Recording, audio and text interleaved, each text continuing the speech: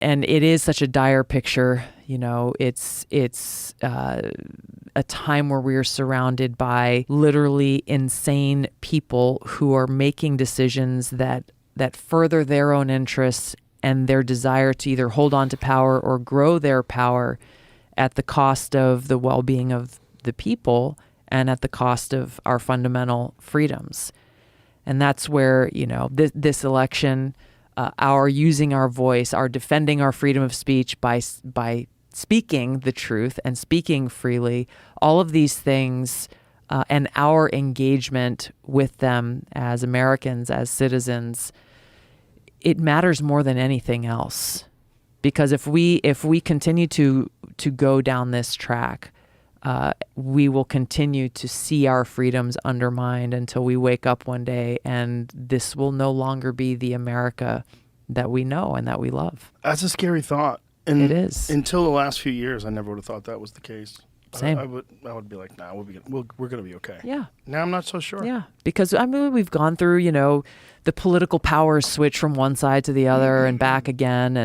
And, you know, you figure like, okay, well, I disagree with this person or this issue or whatever, but being grounded in and having the confidence in the Constitution and these fundamental rights and freedoms is kind of like, okay, well, you know, we'll figure out the rest.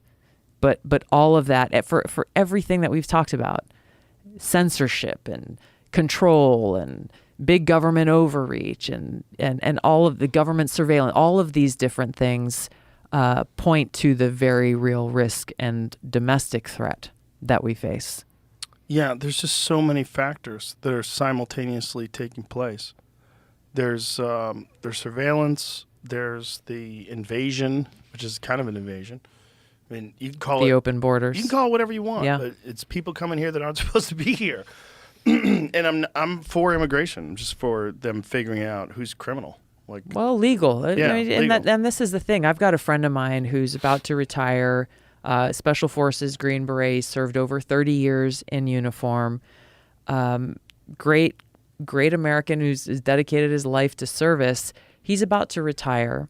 His wife is from a European country, and they want to invite her sister and her sister's family to come to the retirement ceremony. They're residents of Italy.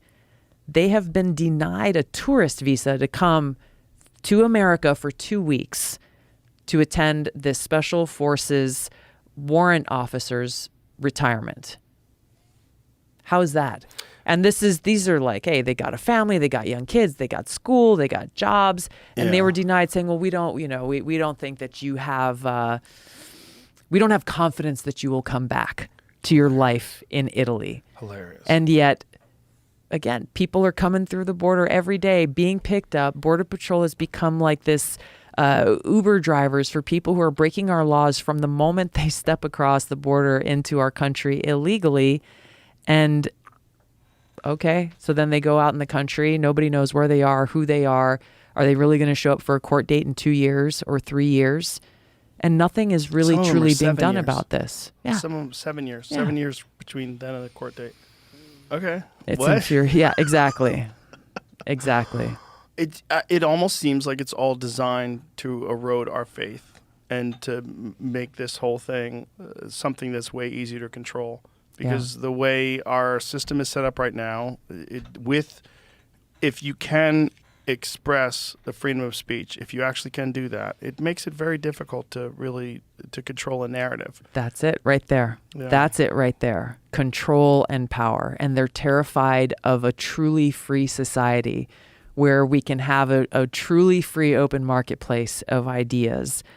They're terrified of people being able to, you know, and I saw this when I ran for president in 2020. We're seeing it again in different ways in 2024, where they want to control what information you get about certain candidates, what information you're not allowed to see, who is being pushed forward and who is not, and undermining our basic responsibility as citizens, which is to cast an informed vote and engage in our democracy and actually have a government of, by, and for the people.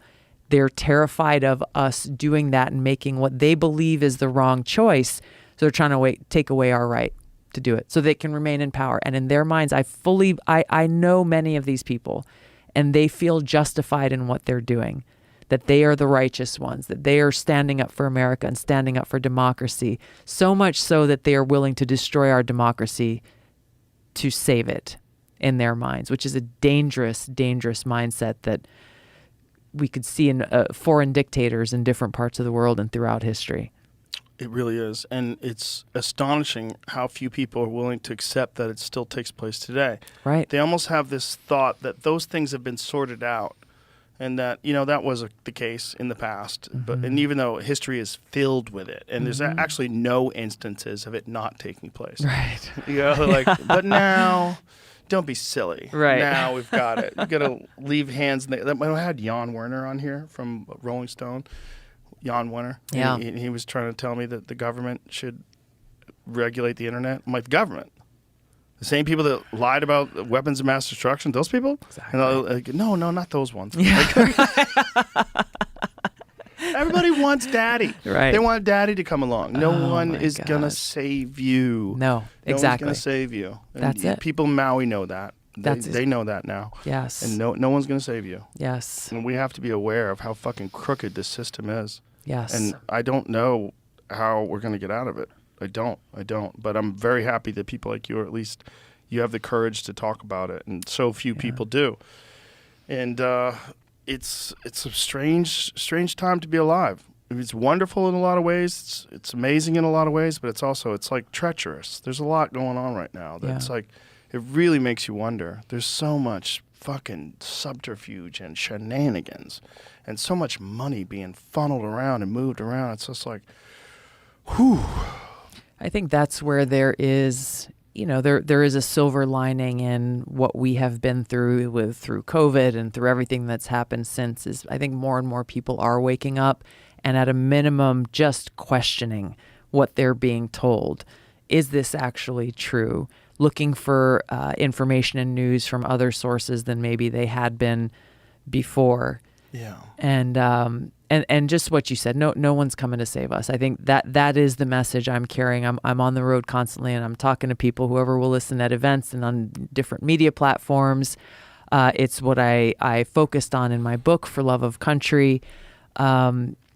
The truth about what is happening in our country, the experiences that I had in the Democratic Party that caused me to leave the party, and understanding that in this situation, and there's a lot to be fixed across both parties and the government, but in my experience and in the situation we are in right now with the Biden-Harris administration, they cannot be allowed to remain in power.